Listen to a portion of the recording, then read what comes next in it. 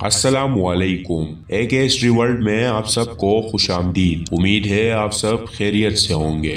دین کی بالادستی، عدل و مساوات کا قیام اور انسانی اقدار کا تحفظ سیدنا حضرت علی مرتضیٰ رضی اللہ تعالیٰ عنہ کی زندگی کا نصب العین تھا۔ آپ عدل و انصاف اور عوام کی فلاح و بہبود کو ریاست اور حکمران دونوں کا مفاد قرار دیتے۔ سیدنا حضرت علی مرتضیٰ رضی اللہ تعالیٰ عنہ کے فضائل و مناقب اور کردار کارناموں سے تاریخ اسلام کے اوراق روشن ہے، جس سے قیامت تک آنے والے لوگ ہدایت اور رہنمائی حاصل کرتے رہیں گے۔ آپ کی ولادت ماہ رجب کے 13ویں تاریخ 30 عام الفیل بروز جمعۃ المبارک بوقت صبح صادق کعبۃ اللہ کے اندر ہوئی۔ آپ کا نام علی، لقب حیدر و مرتضیٰ، کنیت ابو الحسن اور ابو تراب ہے۔ آپ کا نسب حضور صلی اللہ علیہ وسلم کے بہت قریب ہے۔ آپ کے والد ابو طالب اور حضور صلی اللہ علیہ وسلم کے والد ماجد حضرت عبداللہ دونوں حقیقی بھائی تھے۔ آپ کی والدہ ماجدہ بنت اسد بن ہاشم تھی۔ ماں باپ دونوں طرف سے آپ ہاشمی ہے۔ آپ سیدنا حضرت علی کرم اللہ وجہہ کے چہرے پر مسکراہٹ اور پیشانی پر سجدے کے نشان نمایاں تھے۔ معمولی لباس زیب بدن فرماتے۔ گفتگو علم و حکمت اور دانائی سے بھرپور ہوتی۔ بچپن سے نہ صرف حضور صلی اللہ علیہ وسلم کے ساتھ رہے بلکہ آپ صلی اللہ علیہ وسلم ہی کی آغوش محبت میں پرورش پائی۔ آپ صلی اللہ علیہ وسلم نے ان کے ساتھ بالکل فرزند کی طرح معاملہ کیا اور اپنی دامادی کا شرف بھی عطا فرمایا۔ حضور صلی اللہ علیہ وسلم کی سب سے چھوٹی اور لاڈلی بیٹی خاتون جنت سیدہ فاطمہ الزہرا کے ساتھ آپ رضی اللہ تعالیٰ عنہ کا نکاح ہوا۔ حضرت علی مرتضیٰ رضی اللہ تعالیٰ عنہ نے انسانی حقوق اور معاشرے کی نیک بختی کے لیے ایسے سنہری اصول تعین کیے اور قرآن کریم اور سیرت نبوی صلی اللہ علیہ وسلم کی آبیاری سے وہ عملی نمونہ پیش کیا جو آج بھی تاریخ عالم میں اپنی چمک دمک سے مفکرین کی آنکھوں کا خیرہ کر رہا ہے۔ آج کی دنیا تو کہہ انسان کے جسم معیار کی جد و جہد کر رہی ہے۔ 1400 سال پہلے حضرت علی رضی اللہ تعالیٰ عنہ نے کہیں زیادہ بڑھ کر اس کی وضاحت و عملی صورت پیش کر دی تھی۔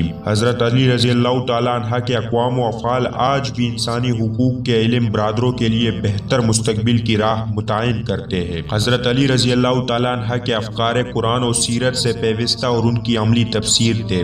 آپ کے افکار کا مرکزی نقطہ یہ تھا کہ جبر و استبداد کا خاتمہ ہوا، معاشرتی تفاہمت دور ہوا اور انسان اپنے حقوق سے بہرمند ہوا۔ آپ ظلم و طغیان پیشہ طبقے کی گردن پر کھینچی ہوئی تلوار تھے۔ آپ کے تمام تر توجہ عدل و انصاف کے قیام اور انسانی توقیر کی بحالی پر مرکوز رہی۔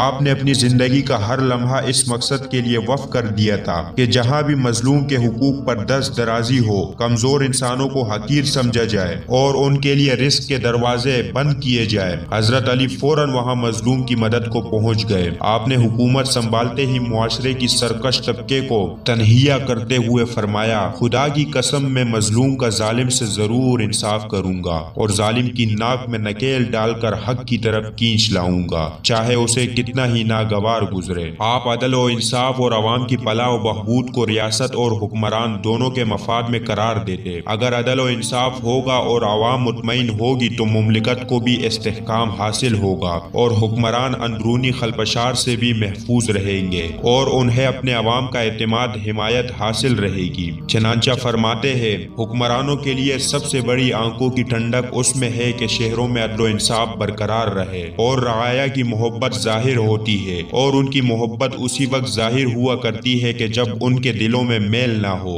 اور ان کی خیر خواہی اسی صورت میں ثابت ہوتی ہے کہ وہ اپنے حکمرانوں کے گرد حفاظت کے لیے گھیرا ڈالے رہے، پر ان کا اقتدار سر پڑا بوجھ نہ سمجھے اور نہ ان کی حکومت کے خاتمے کے لیے گھڑیاں گنے۔ آپ یہ بات بخوبی جانتے تھے کہ اختیار آنے کے بعد عدل و انصاف کی حدود میں رہنا بڑا کٹھن مرحلہ ہے۔ آپ کے نزدیک عمال حکومت کا کام ہی یہی ہے کہ وہ عوام کے حقوق کی نگہداشت اور رعایت کرے اور کسی بھی صورت ان کے حق پر آنچ نہ آنے دے۔ آپ رضی اللہ تعالیٰ عنہ نے جس کسی کو بھی گورنر مقرر کیا یا کوئی سرکاری ذمہ داری دی یا جس کسی کو معزول کیا، اسی نظریے کے تحت عہد کیا۔ آپ نے ایک عامل کو لکھا، مجھے معلوم ہوا ہے کہ تم نے بیت المال کی زمین ہتھیا لی اور جو کچھ تمہارے پاؤں تلے تھا اس پر قبضہ جما لیا ہے اور جو کچھ تمہارے ہاتھوں میں تھا اسے نوش جا کر لیا ہے، تو تم اپنا حساب ذرا مجھے لکھ کے بھیجو۔ آپ رضی اللہ تعالیٰ عنہ کے نزدیک خون ریزی سے بڑھ کر کوئی چیز قابل نفرت نہ تھی۔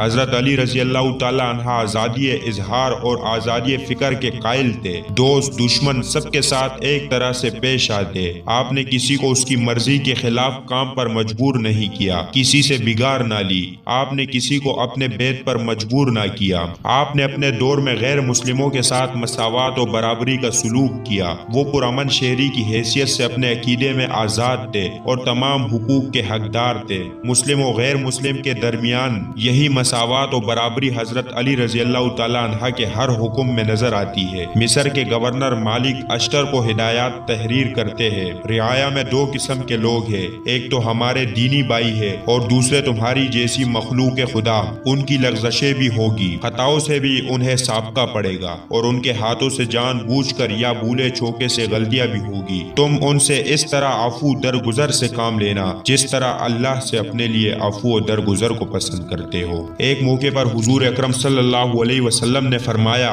کہ علی سب سے اچھا فیصلہ کرنے والے ہیں۔ سیدنا حضرت علی مرتضی رضی اللہ تعالیٰ عنہ غزوہ تبوک کے علاوہ تمام غزوات میں شریک ہوئے۔ ہر معرکے میں سیدنا علی نے اپنی شجاعت و بہادری اور خداکاری کا لوہا منوایا۔ بدر، احد، خندق، حنین اور خیبر میں اپنی جرت و بہادری کے جوہر دکھائے۔ آپ عشرہ مبشرہ جیسے خوش نصیب صحابہ کرام میں شامل ہیں جن کو حضور اکرم صلی اللہ علیہ وسلم نے دنیا میں ہی جنت کی بشارت خوشخبری دی اور خلافت راشدہ کے اعلیٰ منصب پر فائز ہوئے۔ آپ رضی اللہ تعالیٰ عنہ بیت رضوان میں شریک ہوئے اور اصحاب شجرہ کی جماعت میں شامل ہوئے جن کو اللہ تعالیٰ نے قرآن مجید میں راضی ہونے اور جنت کی بشارت و خوشخبری دی۔ آپ رضی اللہ تعالیٰ عنہ اصحاب بدر میں سے بھی ہے جن کے تمام خطائیں اللہ تعالیٰ نے معاف کر دی۔ مکی زندگی میں حضور اکرم صلی اللہ علیہ وسلم کے ساتھ ہر قسم کے مصائب و مشکلات کو جھیلتے رہے۔ آپ بہت زیادہ عبادت گزار تھے۔ ام المؤمنین حضرت سیدہ عائشہ صدیقہ رضی اللہ تعالیٰ عنہ سے روایت ہے